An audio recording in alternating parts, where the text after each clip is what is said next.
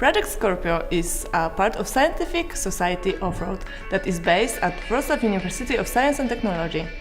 The team is supervised by Professor Dudziński. There are 23 members of the team, all divided into 4 technical groups.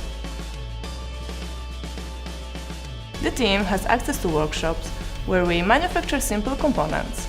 Parts that require more complex work are done off-site by external companies.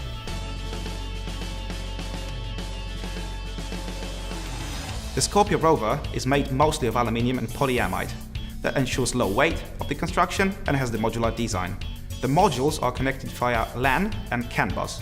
To communicate with the rover, the team uses 900 MHz and 2.4 GHz ISM band IP routers, implemented as network redundancy. The base of the construction is the driving unit powered by 4 BLDC motors, each being steered by a professional automotive controller. The module is also a base for electronics like routers, motor control system, power base and onboard computer NVIDIA Jetson TX2. The rover is controlled via user preview application and multiprocessing control application of Jetson. Using robot operating framework allowed us to design modular architecture and data sharing via TCP/IP and UDP.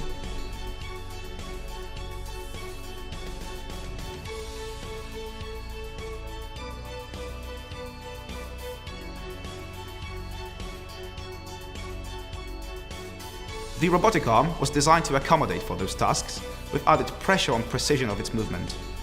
This was done by incorporating 6 XL design and absolute encoders that record the position. The arm has its individual controlling system that operates motor and encoders as well as ultrasound and power measuring sensors.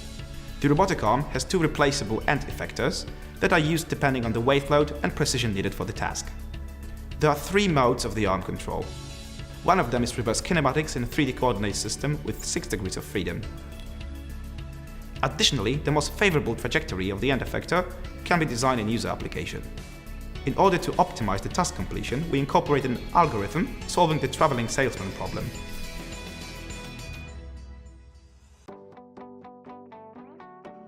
In our approach of the autonomous task, we use several devices to determine the position and orientation of the rover. This includes an original PCB with GPS that was doubled to ensure signal averaging and redundancy, a LiDAR Lite V3, cameras and ultrasound sensors. For terrain orientation, we are using ROS navigation stack. Additionally, data collected from LiDARs and ultrasound sensors will be translated into high-density point cloud that will allow for avoidance of obstacles. A neural network will be incorporated for the ball recognition.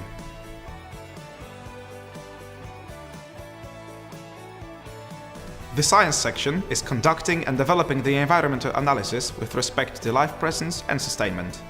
A vast majority of data is measured on board the rover. A variety of sensors provide us with environmental parameters, temperature and humidity of both soil and environment, atmospheric pressure and particulate matter concentration, to name a few. This set of data allows to describe the ambient in terms of habitability. Samples are being collected by a soil sampling device capable of storing multiple probes at once from the depth up to 20 centimeters. The collected material is analyzed with respect to geology and life sciences. Establishing the morphology of the rock and soil samples gives us important information about the foundation of the area and potential mineral deposits. Furthermore, we measure the radiation level and magnetic susceptibility of the sample for the presence of any anomalies. In our chemical laboratory analysis, we assess the pH, conductivity, and the levels of elements such as nitrogen, phosphorus, and potassium. We also aim to find important biological components in the soil, such as saccharides and proteins. We are prototyping a variety of DIY equipment such as the UV-Vis and X-ray fluorescence spectrometers, Geiger counter, or DNA concentration meter. The UV-Vis spectrometer lets us determine the presence of compound active in the ultraviolet and visible spectral range, such as transitional metal complexes.